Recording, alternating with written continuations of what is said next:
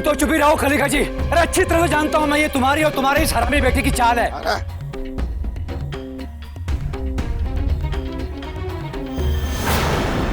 तुम दोनों ने मिलकर ही हमारी बहन को जान से मारा है।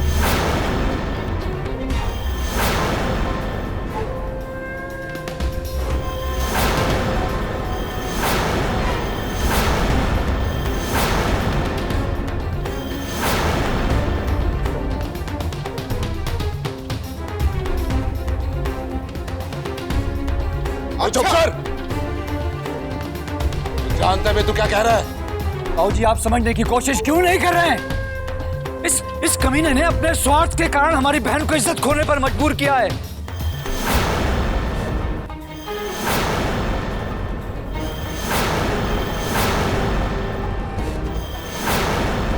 और इसी वजह से हमारी बहन को आत्महत्या करनी पड़ी। बकवास।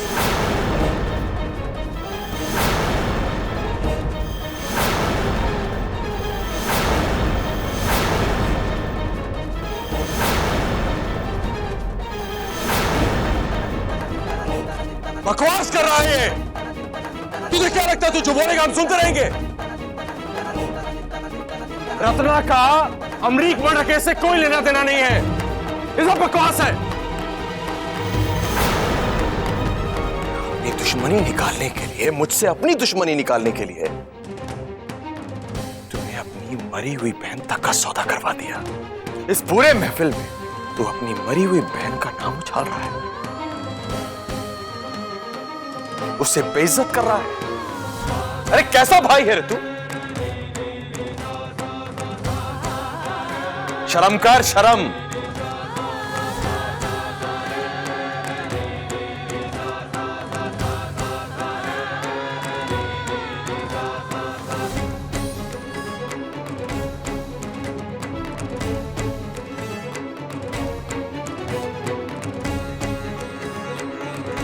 पापा, मुझे भी लगता है कि भुवन भैया ठीक ही कह रहे हैं, क्योंकि जब कोर्ट ने इसे अमरीक मर्डर केस से बरी कर दिया था, उसके कुछ दिन बाद ही रत्ना दीदी ने आत्महत्या कर ली थी। पापा,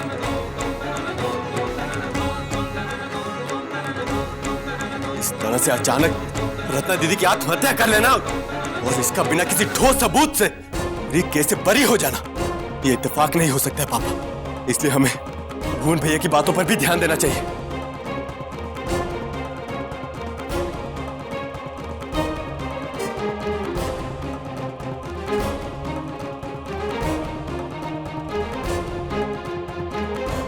अच्छा, तो तुझे भी ऐसा ही लगता है? चल ठीक है, अगर तुझे ऐसा लगता है तो अपने भाई से पूछ कि मुझ पर यह घिनौना इल्जाम लगाने से पहले कोई सबूत है इसके पास? क्या यह साबित कर सकता है कि रत्ना के मरने में मेरा हाथ था?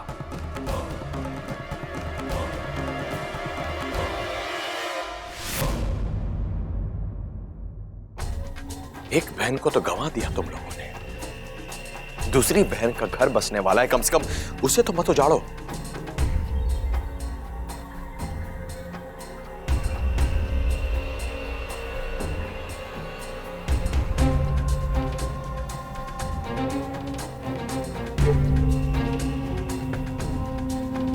तो तुझे याद दिलाऊं, शर्मा को तो तू जानता है ना?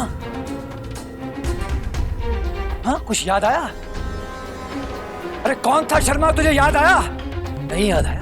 अरे वही शर्मा जो तेरा केस देख रहा था। बताना आप सबको, क्या कीमत दी थी तूने उसे अपने आप को इस केस से बरी करने के लिए? बताना, याद आया कि नहीं?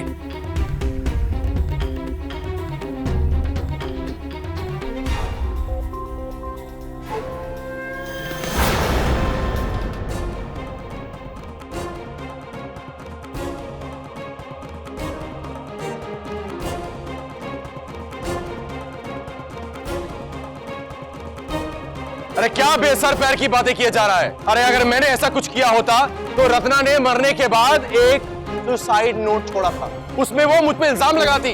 अगर मैं उसकी मौत का जिम्मेदार होता, ये घिनौनी हरकत करता, तो वो मेरा नाम छोड़कर जाती, लेकिन उसने ऐसा कुछ भी नहीं किया।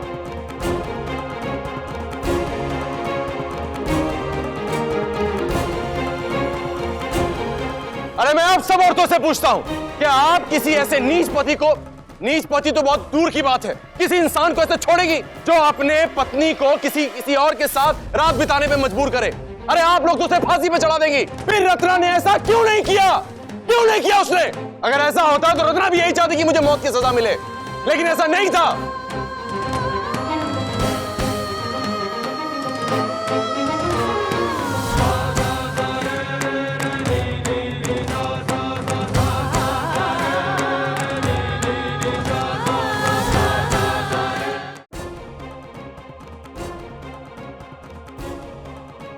रणविजय, सच बता रणविजय, हाँ मेरे साथ ही कसम।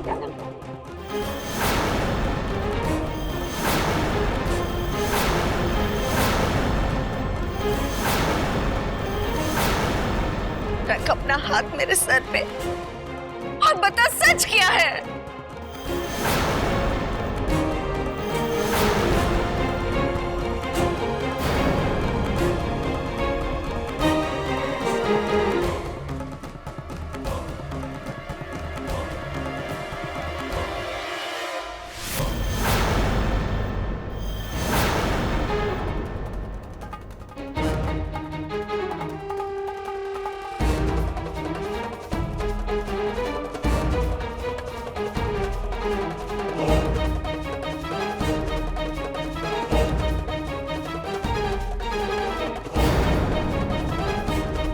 ठीक है मां, अगर तुम यही चाहती हो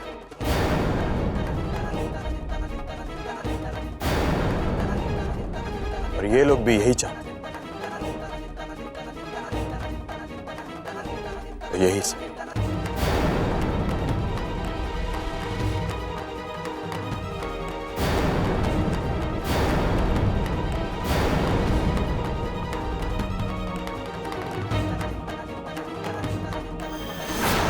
मैं अपनी मां के सर पर हाथ रखने का समझ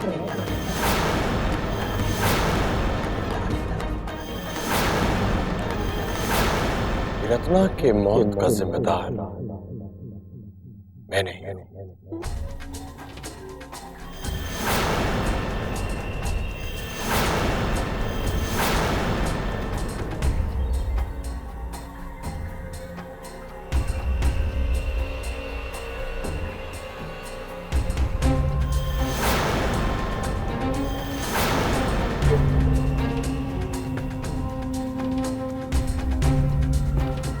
रत्ना ने मेरी वजह से जान नहीं दी और ये जो कुछ भी ये कह रहा है वो झूठ कह रहा है।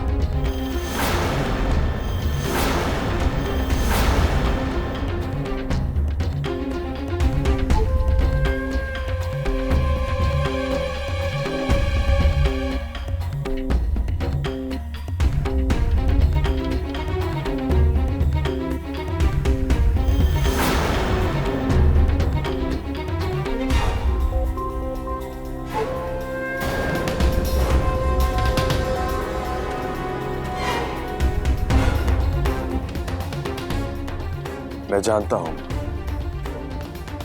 कि मैं दुनिया वालों की नजर में बहुत बुरा इंसान, ज्यादातर लोग मुझे गिरी हुई नजर से देखते हैं। आप लोग मुझे घटिया नीच इंसान समझते हैं। क्योंकि मुझे गुस्सा आता है, मेरी जुबान तीखी है बस। लेकिन मां, मैं इतना गिरा हुआ भी इंसान नहीं हूं कि मैं अपनी बीवी का सौदा कर दूं।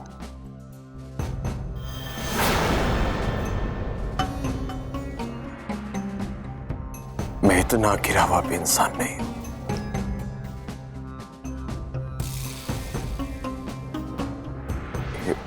ये मुझ पे इल्जाम है बस।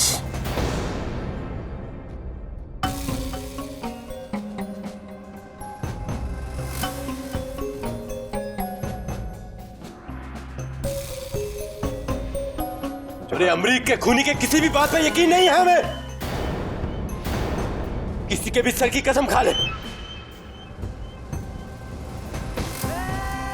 जिसके नीचपन की तो कोई बराबरी ही नहीं है।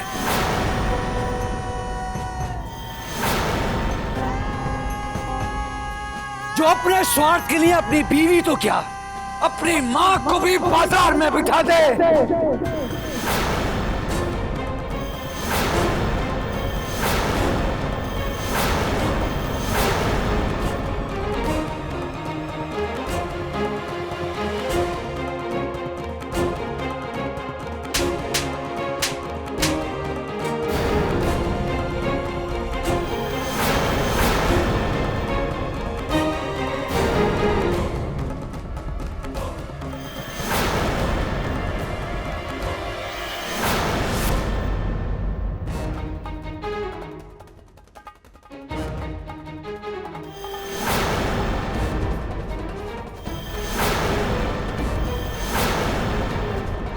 बस करो, चुप हो जाओ। इतनी बड़ी बात बोलने के पहले तुम्हारी जीभ क्यों नहीं गल गई? दामाद जी से बदला लेने की खातिर नीचे गिर गए। मरी हुई बहन को पूरी महफिल में नंगा कर दिया तुम।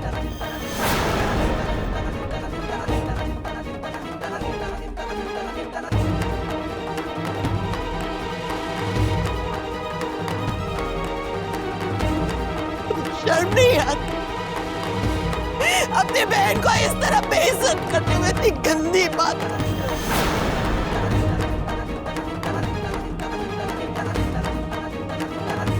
अरे अपनी छोटी बहन का तो ख्याल किया हो, उसकी जिंदगी में क्यों आग लगा रहे हो?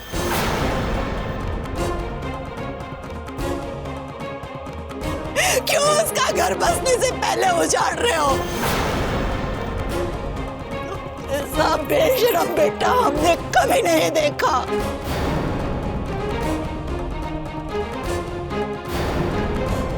तो मोहन क्यों?